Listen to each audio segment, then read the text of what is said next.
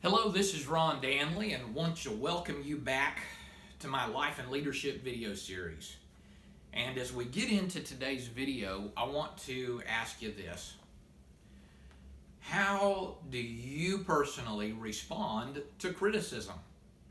How does it land with you, and how do you interact with it? With the person bringing the criticism, what have you? How do you respond? My guess is it depends on the nature of the criticism, on who's offering the criticism, on their timing and the context, on the tone, how it's offered, how it's given. But I would suggest to you that how we deal with, how we process and handle criticism is vitally important. You and I can either grow and expand our influence with how we respond to criticism, or we can break down, become crippled, and undo our impact, even have negative impact if we respond to criticism incorrectly. And so let's look today. I want to make some observations about criticism. I want to give you some pointers on preparing for and preventing criticism, and then make some observations of some things I've seen help in dealing with criticism. This is not an exhaustive treatment of the subject, and I'm not guaranteeing that everything will work right down the line, but I believe these things will be helpful to you. So let's make some observations about criticism. The first thing I want to observe with you is about the nature of criticism. And it's really something that we know if we think about it, but I think we need to put these things on the table. And that is that some criticism is direct. It is offered or given straight to you. It's either in a note, a letter, a call, or it's to you. It is a critique or a criticism directed to you, not just about you. But then it seems like more times than not, criticism is indirect. It's about you, but it's offered to someone else. And that's really not helpful. But there it is. And then the motives for criticism. Sometimes criticism is given out of a genuine good motive. The person cares about you, they care about the organization or situation or family that you're part of, and they really want to be helpful, and they believe this observation is needed. The thing they're offering, the criticism, the critique, their perspective, is going to help you succeed, grow, what have you. And so the motive is genuine, caring. It's to build you up. It's to be helpful. Then other times the motive is straight up to tear down, to destroy you, your position, your leadership, your impact, what have you. And then, kind of related to that one, sometimes one of the motives of criticism is to manipulate. It is to manipulate you or others. It's to gain some sort of control or accomplish somebody's agenda. So there, the nature, motives. Then there are the reasons. And I want to distinguish between motive and reason in this way. Motive is what somebody hopes to achieve with the criticism. Reason is the impetus for the criticism. And sometimes the reason for criticism is either legitimate, we have misstepped, we have done something not the way it needs to be done, or a perceived misstep. And so sometimes the reason is a misstep or perceived misstep. It's just a straight up, this person feels like something was mishandled. But another reason can be because this person or group of people has a problem. A criticism may have nothing to do with the thing that you're being criticized for, and may have nothing to do with you. There may be some deeper things going on. So be aware of those things. Now let's look at some tips or suggestions for preventing and preparing for criticism. One is to understand that criticism, seemingly especially nowadays with social media and people getting offended about stuff and everybody thinking they've got to throw into conversations, and so much written communication where people may misunderstand, make assumptions, what have you. Criticism is simply a part of living life and dealing with people. A second thing to understand is that criticism is not necessarily a badge of honor. Some people take criticism or being criticized as a badge of honor. Hey, yep, it got me criticized. It got me in trouble. It got me spoken against. It may be some kind of a victim mentality or martyr complex or what have you.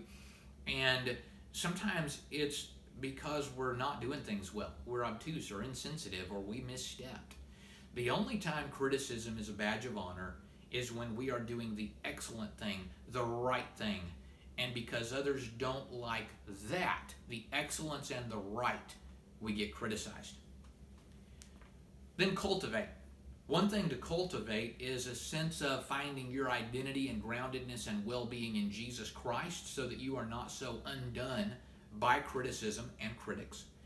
The other thing to cultivate as part of that package is a teachable spirit.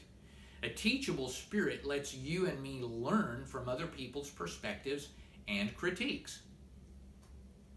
Let's talk about something else to cultivate. Another thing to cultivate is not only that sense of identity in Christ, but a sense of your own, and I don't mean this in an arrogant way, but the importance of the function and role that you have. And that it's a weighty thing, whether it's as a spouse or a parent, whether it's in your job, your church, what have you, that life ought to be taken seriously, and then you gain whatever knowledge and skill set will help you not only take that role seriously, but do it well. In other words, what we're talking about here is minimizing the opportunities for criticism because we've raised the bar of excellence. So understanding, cultivation. And a fifth one, if pride or insecurity or defensiveness is a part of how you relate to life and people, I want to encourage you today to get that dealt with. Pride, insecurity, and defensiveness will absolutely guarantee you handle criticism incorrectly. It's going to mess you up. It's going to mess up the context you're in. It's going to mess you up. Let's get that dealt with. Now some suggestions. Things I've realized, observed over the years about dealing with criticism. I want to give you 6. One is cultivate an atmosphere and relationships of trust and communication. An abundance of communication decreases the opportunity for misunderstanding and criticism. Also, cultivating a situation where people feel free to communicate with you gives them the opportunity and freedom to critique or get clarification when they believe something is wrong. And that helps because if you see it, you can do something about it.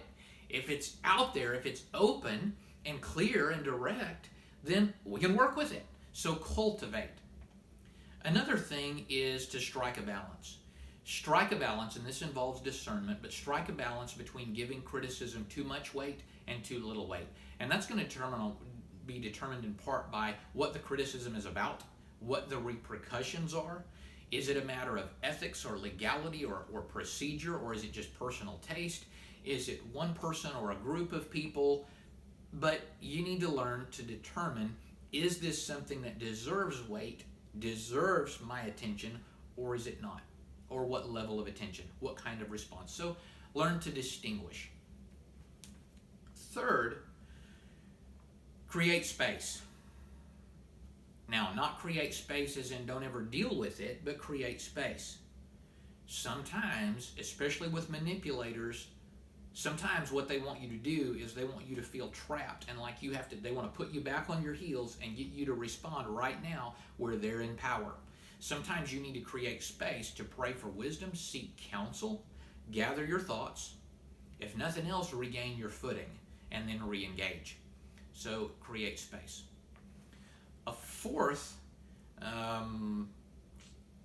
strategy or way of dealing with this is, and this depends kind of on the motivation and the heart of the critic or critics.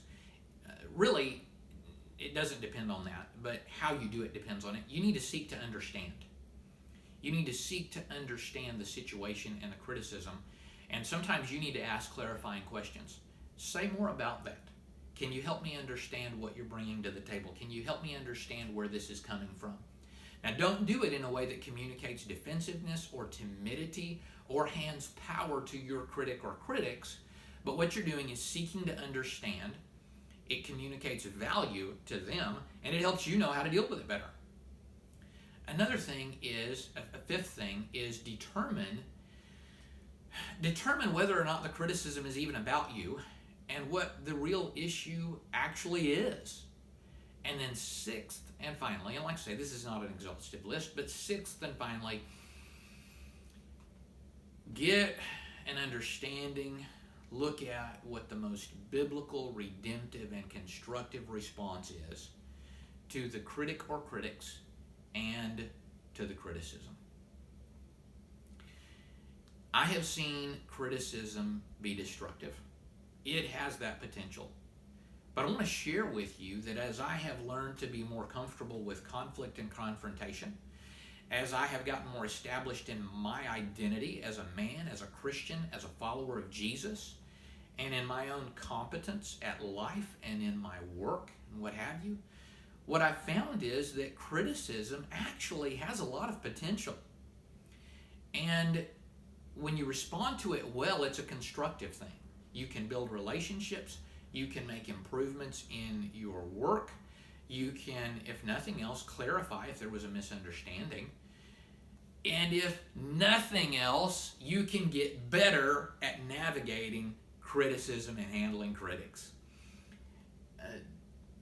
Yeah. So I want you to be encouraged today. I want you to know that sometimes you need to deal with criticism right away. Sometimes you need to get space. Sometimes you need to give it weight and really take it seriously. Other times you need to not. It's a balancing act, and it's a matter of discernment. But it's a part of life, and how you deal with it is absolutely vital. And my hope is today that the things I've shared with you will help you be more comfortable with it, more prepared for it, and able and skilled at handling it better, more constructively, more effectively, so that you have a greater level of success and a greater impact to living out your life for Christ in whatever your setting is. Take care for now.